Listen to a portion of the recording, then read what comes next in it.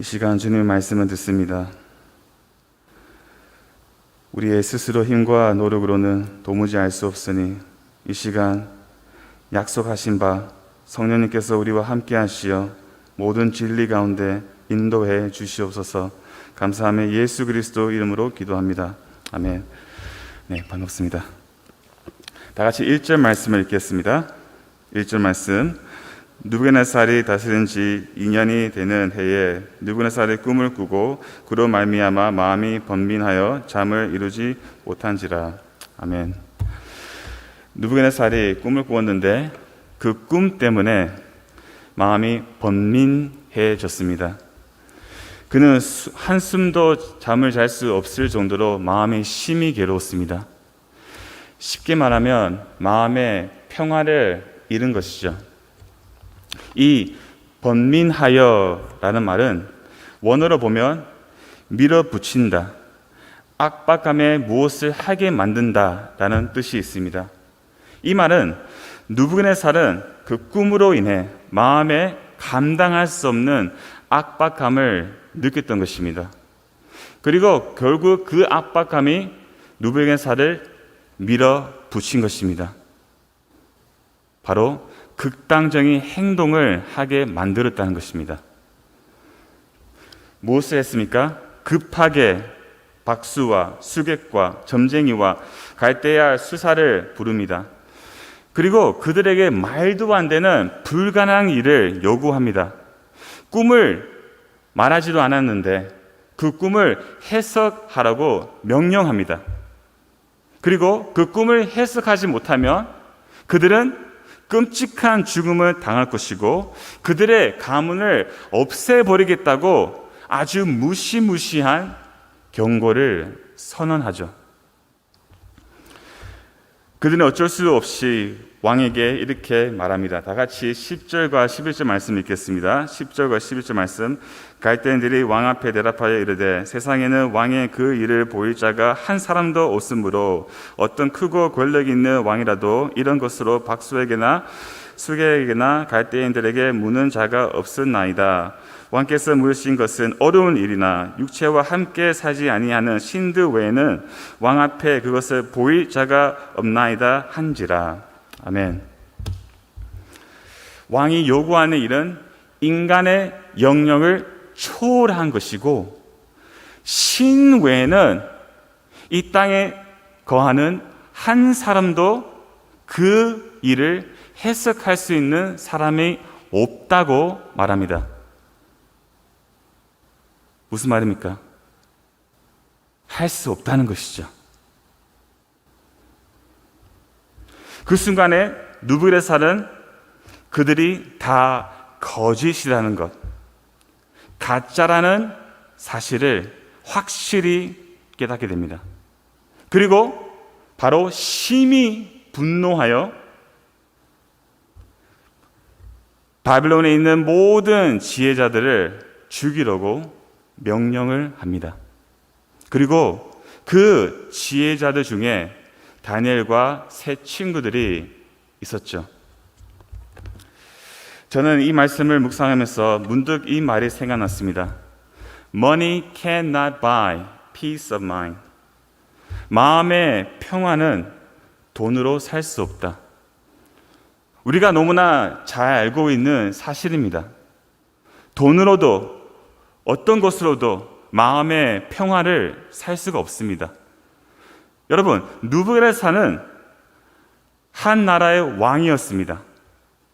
그 당시에 최고의 왕이었습니다. 그는 부족함이 없었습니다.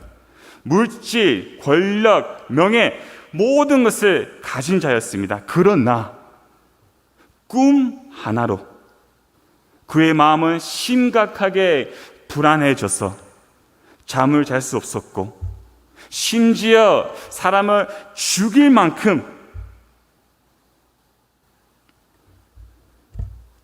극단적인 행동까지 하게 만들었습니다.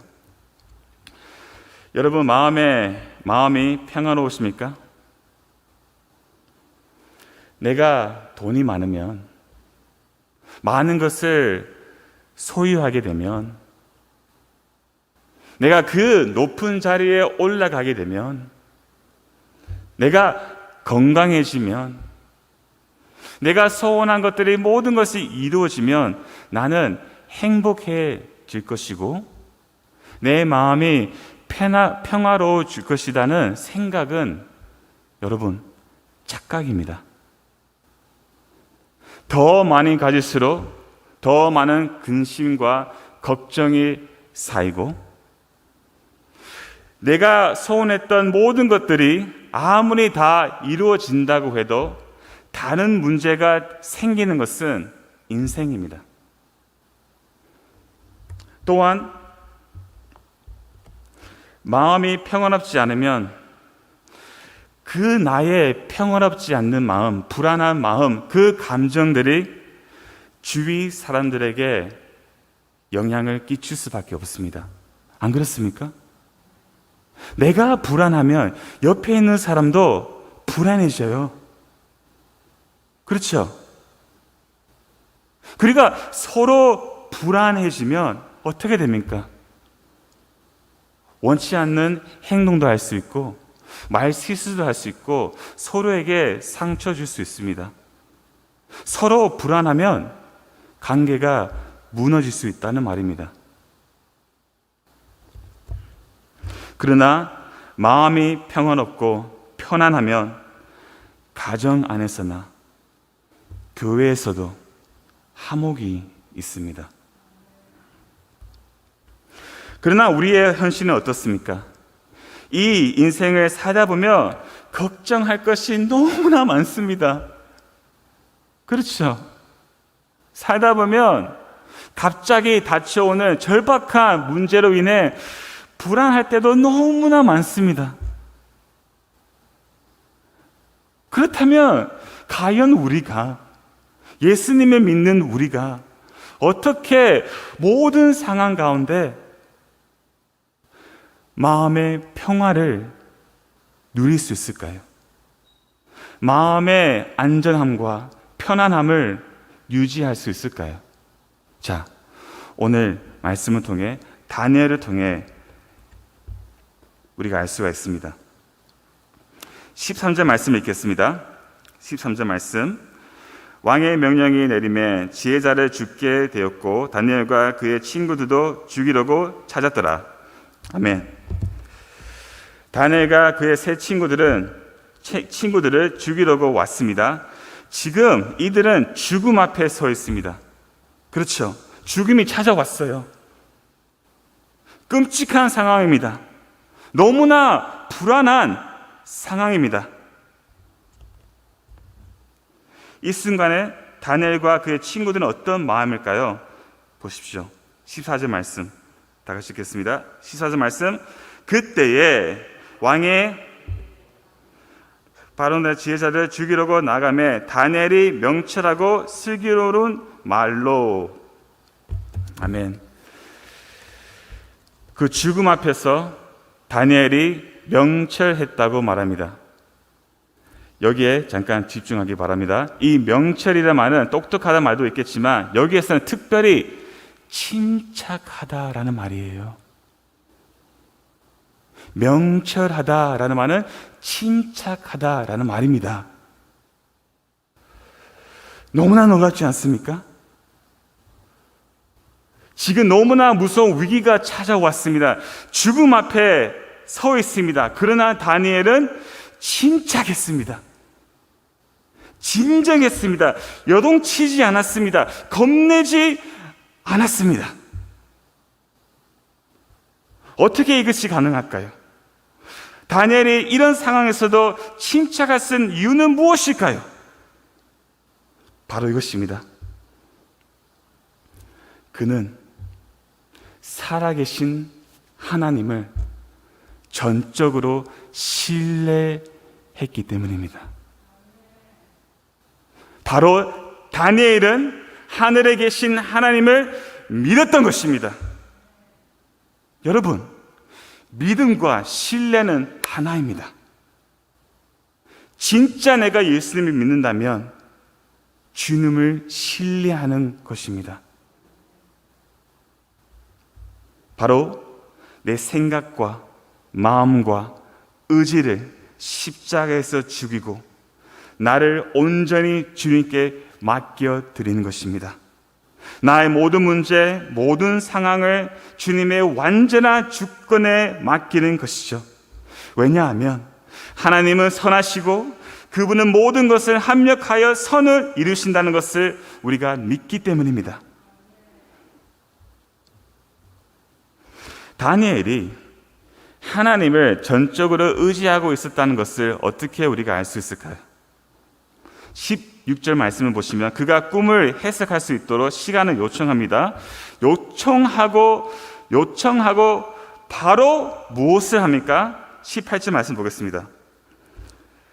하늘에 계신 하나님, 이 은밀한 일에 대하여 불쌍히 여기사 다니엘과 친구들이 바빌론의 다른 지혜들과 함께 죽임을 당하지 않게 하시기를 그들로 하여금 구하게 하니라. 구하게 하니라. 야, 바로 다니엘은 하늘에 계신 하나님께 기도했습니다. 기도는 무엇입니까? 먼저 나의 연약함을 고백하는 것입니다.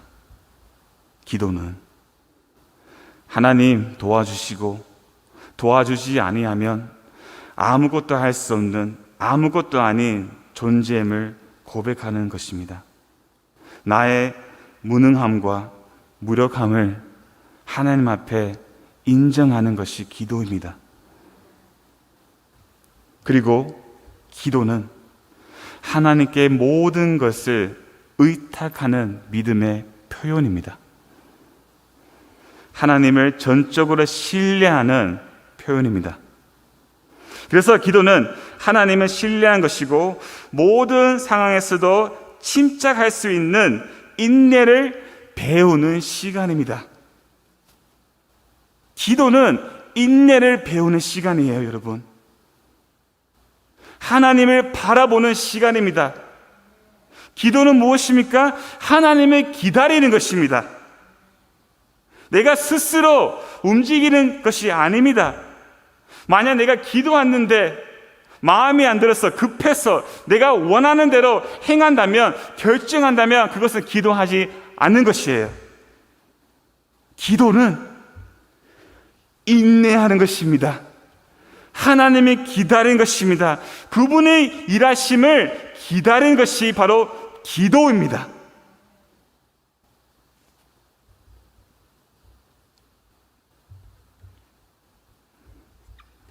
미국에 에릭 루리라고 하는 목사님이 있는데요. 제가 참 좋아하는 목사님입니다. 그 목사님이 이런 말을 했습니다. 잘 들어주시면 감사하겠습니다. 인내는 속 사람의 갑옷이다. 인내는 속 사람, 우리 마음의 갑옷이다. 움직이지 않고 제자리에 머물 수 있는 능력이다. 바로 이거예요. 여러분, 진짜 능력은 무엇일까요? 진짜 능력은 움직이지 않고 제자리에서 인내하며 하나님을 기다리는 것입니다. 바로 여기에서 마음의 평화가 있다는 거예요. 마음의 평화가 여기에 있습니다. 기도로 하나님께 모든 것을 맡기고 하나님의 일하심을 기다리는 자는 진정한 마음의 평화를 누릴 수 있다는 말입니다.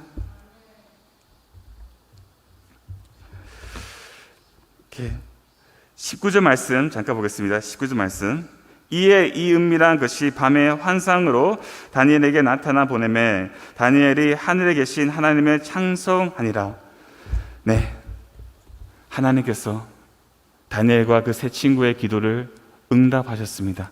그리고 다니엘에게 환상을 통하여 그 꿈을 보여주셨습니다. 근데 여기서 중요한 것은 이 꿈에 대해서는 시간 없어서 설명 못 드리겠지만 쉽게 말하면 모든 나라는, 이 땅의 모든 나라는 없어진다는 거예요. 이 땅의 모든 나라는 다 일시적이고 무조건 다 없어진다는 말이고 오직 하나님의 나라만 영원한다는 것입니다. 그래서 짧게 요약해 드리자면, 근데 그 꿈을 받았습니다. 알게 됐습니다. 근데 보세요. 다니엘이 하늘에 계신 하나님의 창성하리라 라고 말합니다. 여기에 창성하리라 말은 원어로 보면 어떤 뜻이 있냐면 무릎을 꿇다 라는 뜻이에요. 무릎을 꿇다. 무슨 말입니까? 그는 하나님의 계시를 받았어요. 그 순간엔 다니엘은 그 하늘에 계신 하나님 앞에 자신을 낮추었습니다.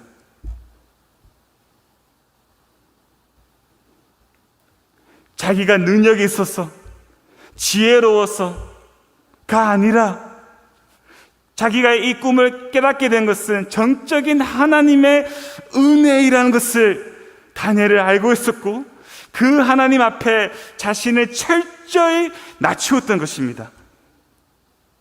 그래서 시간상 우리가 읽을 수 없겠지만 다니엘이 그 무릎 꿇은 하나님 앞에 낮추어진 상태에서 어떻게 찬양합니까?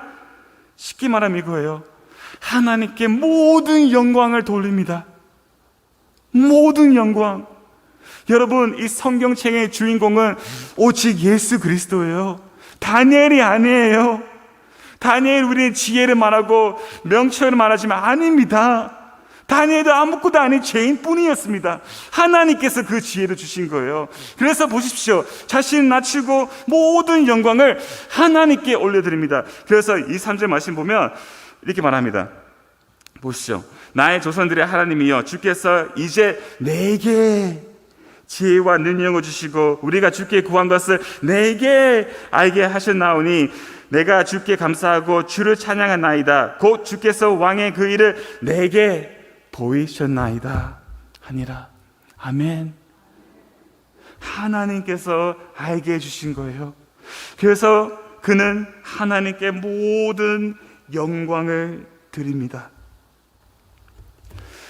그렇습니다. 이것이 하나님을 신뢰하는 자의 믿음의 태도예요. 믿음은 믿음이잖아요. 그런데 여러분, 제아이 패클 목사님이 이런 말을 했는데요. 그 믿음조차도 하나님께서 지탱하지 않으면 부서진다고 말했어요. 처음부터 끝까지 하나님의 은혜예요. 우리가 가지고 있는 그 믿음조차, 하나님을 신뢰하고 의지할 수 있는 그 믿음도 하나님이 주신 믿음이고, 그 믿음도 하나님께서 붙잡고 계시고 지탱하시고 계시기 때문에 우리가 계속 믿을 수 있다는 거예요. 하나님입니다. 오케이, 이것을 말하고 마치겠습니다. 여러분, 가장 비밀스러운, 가장 신비스러운, 창세전부터 숨겨져 있던 일이 무엇인지 아십니까? 십자가입니다, 여러분. 세상 사람들에게는 십자가의 도는 미련한 것입니다. 그러나 그 십자가의 도, 복음을 믿는 우리에게는 하나님의 구원의 능력이에요. 그러나 이 십자가의 비밀, 이 신비로운 비밀을 우리가 어떻게 알게 됐습니까? 내가 자격이 있었어? 내가 똑똑해서? 아닙니다, 여러분. 아무도 알 수 없는 비밀이에요.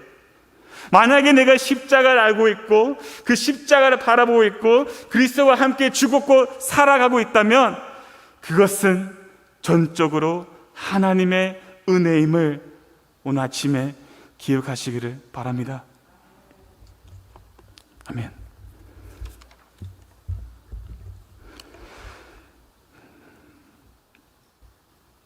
하나님,